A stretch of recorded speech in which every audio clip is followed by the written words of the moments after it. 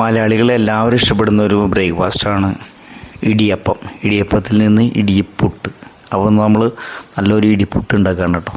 നൂൽപുട്ട് ഉണ്ടാക്കിയതിന് ശേഷം ഒന്ന് തണുത്ത് നമ്മൾ എല്ലാം ഒന്ന് വിടർത്തി സെപ്പറേറ്റ് ചെയ്തതിന് ശേഷം ഇടിപ്പുട്ട് ഉണ്ടാക്കാം.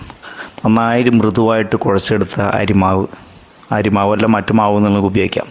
ഇവിടെ പഴയ രീതിയിലുള്ളതും പുതിയതായ പലതരത്തിലുള്ള അച്ചുണ്ട്. ഞാൻ പഴയ രീതിയിലുള്ള ഒരു അച്ചെടുത്തിട്ട് മൃദുവായ നമ്മുടെ സോഫ്റ്റായ ഡോ ഇതുപോലെ നൂല് പോലെ പരുവത്തിൽ നമ്മൾ ഉണ്ടാക്കിയെടുത്ത് ആവി കൊള്ളിച്ച അടിപൊളി നൂലപ്പായി.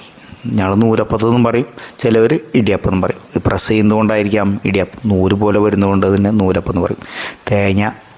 ഫ്രഷ് തേങ്ങയും കൂടി ചെരുകിയിട്ടുണ്ടെങ്കിൽ നല്ല ടേസ്റ്റ്. കുഴയ്ക്കുന്നവർ പലരും തുല്യ അളവിൽ വെള്ളം എടുത്തിട്ട് നല്ല ഇടിയപ്പം ഉണ്ടാക്കുന്നത്.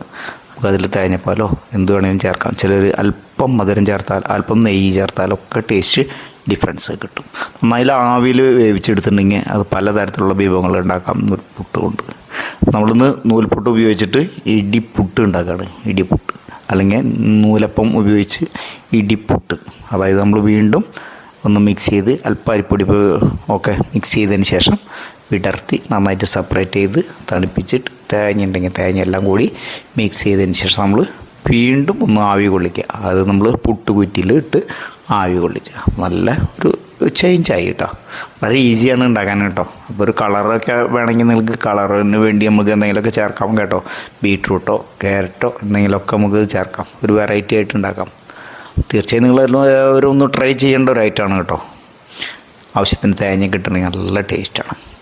ഒരു 10 മിനിറ്റ് നമുക്ക് ആവി കൊള്ളിച്ചിട്ടുണ്ടെങ്കിൽ ഓൾറെഡി വെന്തതാണല്ലോ, പ്രത്യേകിച്ച് വേവേണ്ടതൊന്നുമില്ല. ഒന്ന് ജസ്റ്റ് ആവി കൊള്ളിച്ചിട്ടുണ്ടെങ്കിൽ അടിപൊളി നമ്മുടെ ഇടിപ്പുട്ട് റെഡിയാണ്.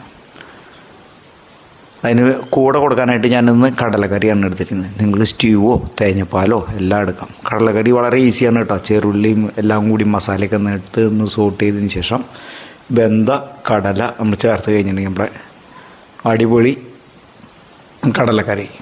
ഒന്ന് നമുക്ക് വേണമെങ്കിൽ ഒന്ന് ഗ്രേവി കട്ടിയാവാൻ വേണ്ടിയിട്ടൊന്ന് ബ്ലെൻഡ് ചെയ്ത് നമുക്കും ചേർക്കാം കേട്ടോ. ഞാൻ പെരിഞ്ജീരകത്തിൻ്റെ ഫ്ലേവറാണ് കൊടുക്കുന്നത്.